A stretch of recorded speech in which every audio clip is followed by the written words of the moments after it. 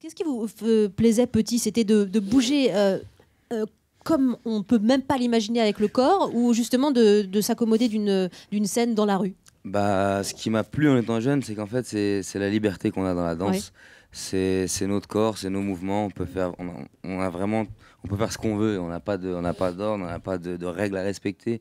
Donc moi, c'est vraiment ça qui m'a plu. Avant, je jouais au foot et le problème que j'ai rencontré au foot, c'est les coachs qui donnent trop d'ordre et trop de choses à faire.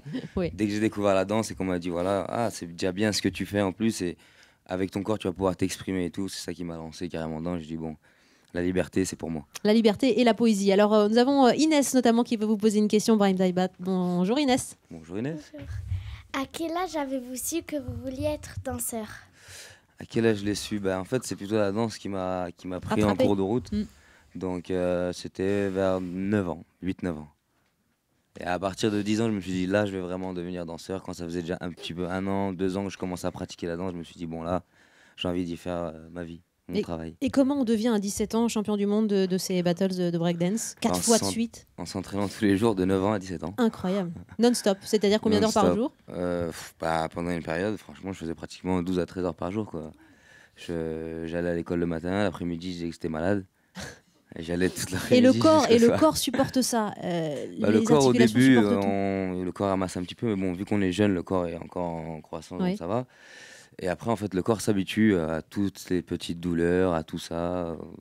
Vraiment, le corps s'habitue, quoi. Ça devient le quotidien, donc ça fait même plus mal. Incroyable. Christine?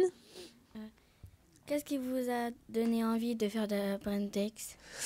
Comment j'ai eu l'envie? En fait, quand j'étais petit, je jouais au foot dans un club. Et j'ai plusieurs grands de mon quartier, en fait, que j'avais l'habitude de voir tous les jours en bas de chez moi. Et un jour, je les ai vus à la télé, un soir, sur Graines de Star. On a vu le groupe de jeunes qui étaient tous les jours en bas de la tour. Mais en fin de compte, quand on l'a vu à la télé, ça nous a tous un peu jetés dedans. On était tous fascinés par ce qu'ils nous ont fait comme spectacle. Et de là est partie l'envie. Donc après ça, j'allais tous les jours à la salle les voir s'entraîner. Et je commençais un petit peu à nettoyer le sol, comme ils disaient au début. Et après, voilà, d'où est partie l'envie. Vous avez une grosse actualité, Brahim Daibat. Nous avons Rocky Talk, ce spectacle de 13 tableaux scénographiés où vous faites venir 17 tableaux. Vous faites venir une troupe de danseurs pour expliquer justement votre vie, votre art et ce parcours. Ce livre, On peut tous danser avec les stars, aux éditions Pygmalion. Et une question de Maïssa pour vous sur votre parcours aussi télé. Bonjour Maïssa. Bonjour Brahim. Bonjour. Quand vous avez participé à Danse avec les stars, que pensez-vous de cette expérience?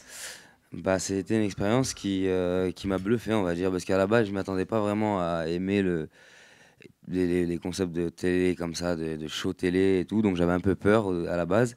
Et une fois que j'étais dedans, c'était tout un bonheur, en fait. Vous avez été finaliste, hein?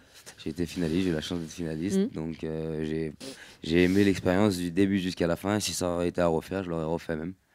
Donc c'était un plaisir. Oui. Et la télévision, vous rattraperez pour d'autres projets éventuellement, ou c'est vraiment dans un coin de votre tête, mais pas pour l'instant? Dans un coin de ma tête. Pour l'instant, je suis sur scène avec le Rocky Talk Tour.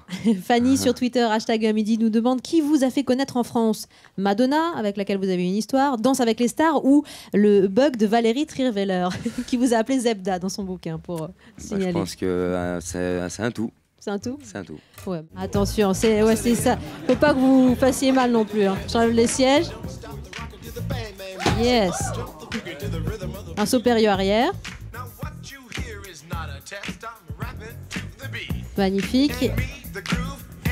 Alors ça c'est quoi, Brahim? C'est magnifique. Un Thomas. C'est Thomas. pour moi, c'est ma base. Ouais, c'est bien. Bon, super. Je vais pas vous faire plus de sport, c'est génial. Bravo dans ce petit espace. Merci. Félicitations.